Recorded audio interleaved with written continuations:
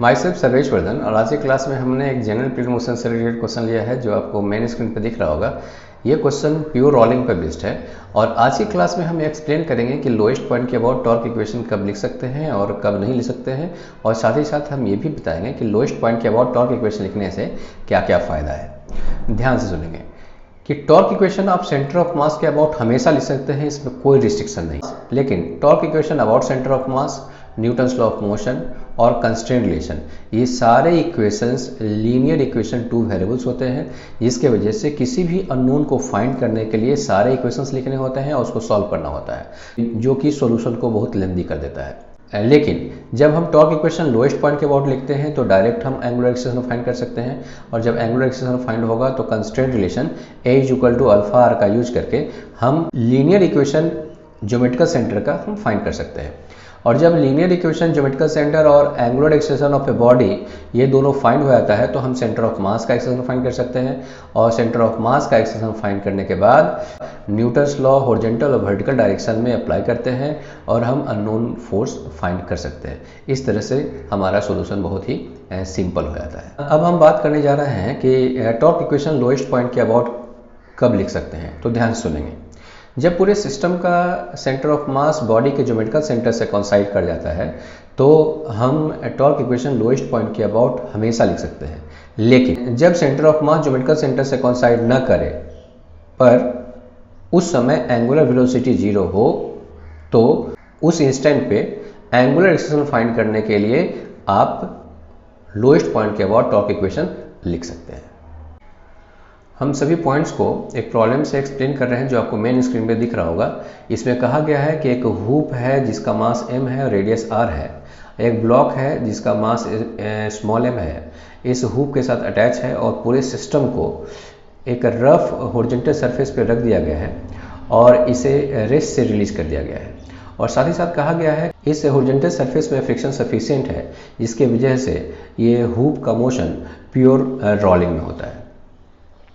इसमें पूछा जा रहा है कि सिस्टम को रिलीज करने के जस्ट बाद इस हुप का एंगुलर एक्सेलरेशन कितना होगा, इसके ज्योमेट्रिकल सेंटर का लीनियर एक्सेलरेशन कितना होगा, नॉर्मल रिएक्शन और फ्रिक्शन की वैल्यू कितनी होगी। तो हम सबसे पहले इस पूरे सिस्टम का फ्री बॉडी डायग्राम बना रहे हैं, तो आप ध्यान से सुनेंगे।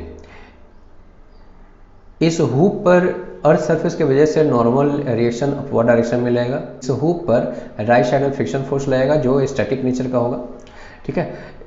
इस हुक पर एक ग्रेविटेशनल फोर्स लगेगा mg, इस ब्लॉक पर एक ग्रेविटेशनल फोर्स लगेगा mg, ठीक है।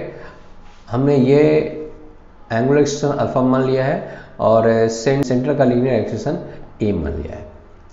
तो ध्यान से सुनेंगे। चूंकि सिस्टम को रेस्ट से रिलीज कर दिया गया है इसलिए इस समय एंगुलर वेलोसिटी 0 है, तो एंगुलर एक्सेलरेशन फाइंड करने के लिए हम लोएस्ट पॉइंट के अबाउट टॉर्क इक्वेशन लिख सकते हैं। आप ध्यान से देख सकते हैं कि ये जो पॉइंट है वो नॉर्मल ऑफ फ्रिक्शन का पॉइंट ऑफ एप्लीकेशन है, इसलिए इस पॉइंट के अबाउट टॉर्क का वैल्यू 0 होगा। और ये mg का भी लाइन ऑफ एक्शन इस पॉइंट से पास करता है, इसलिए इस mg का भी टॉर्क 0 होगा। और इस mg का टॉर्क होगा mg इंटू यहाँ से डिस्टेंस हो गया r, तो यहाँ टॉर्क का वैल्यू आ गया mg इंटू r। तो यहाँ से आ गया mg into r is equal to lowest point के अबाउट मोमेंट ऑफ इनर्शिया। तो लोएस्ट पॉइंट के अबाउट मोमेंट ऑफ इनर्शिया अगर लिखेंगे तो आप ध्यान से सकें पैरेलल एक्सिस थ्योरम लगा करके यहाँ से यहाँ तक हो गया ये moment of inertia about lowest point of A hoop. ये डिस्टेंस कितना हो गया, तो आप देख सकते हैं ये r है, ये r है, तो ये डिस्टेंस है √2r।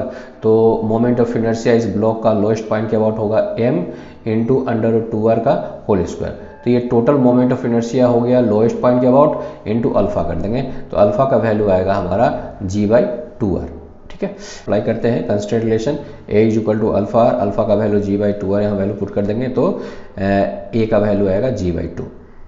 अब हम पूरे सिस्टम के लिए न्यूटन्स लॉ लिखना चाहते हैं, तो न्यूटन्स लॉ लिखने से पहले हम सेंटर ऑफ मास का एक्सेलरेशन हम लिख लेते हैं। तो ध्यान से सुनेंगे। इस हुप का सेंटर ऑफ मास यहाँ, उसका भी मास m है, तो हुप और ब्लॉक का कॉम्बिनेशन का सेंटर ऑफ मास होगा मिडिल में, ठीक है। तो इस पॉइंट का एक्सेलरेशन अगर लिखना चाहते हैं तो ये ट्रांसलेशनल एक्सेलरेशन लिखेंगे a राइट साइड में, ठीक है। और इस पॉइंट के अबाउट सेंटर ऑफ मास ये सर्कल में मूव कर रहा है, रेडियस है r/2, ठीक है।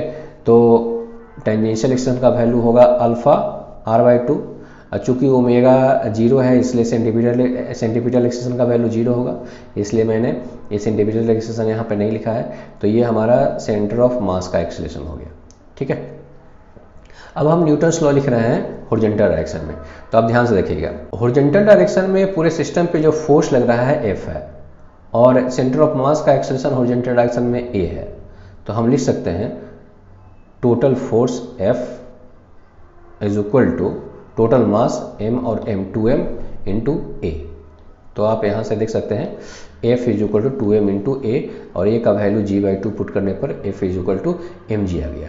ठीक उसी तरह से वर्टिकल डायरेक्शन में अगर हम न्यूटन को लिखना चाहते हैं तो ये mg और ये mg, तो ये हो गया 2mg minus n is equal to total mass हो गया 2m, डाउनवर्ड डायरेक्शन में एक्सेलेरेशन का वैल्यू अल्फा r/2। तो हमारे पास इक्वेशन हो जाएगा 2mg minus n is equal to 2m into alpha r/2। ठीक है, अल्फा का वैल्यू g/2r पुट कर देते हैं, तो यहाँ से आएगा normal reaction is equal to 3mg/2। इस तरह से हमारा सॉल्यूशन कंप्लीट हुआ। आप अधिक से अधिक इस वीडियो को अपने दोस्तों के बीच में शेयर करें ताकि सभी लोगों को अधिक से अधिक फ़ायदा हो। ठीक है, तब तक के लिए बाय बाय।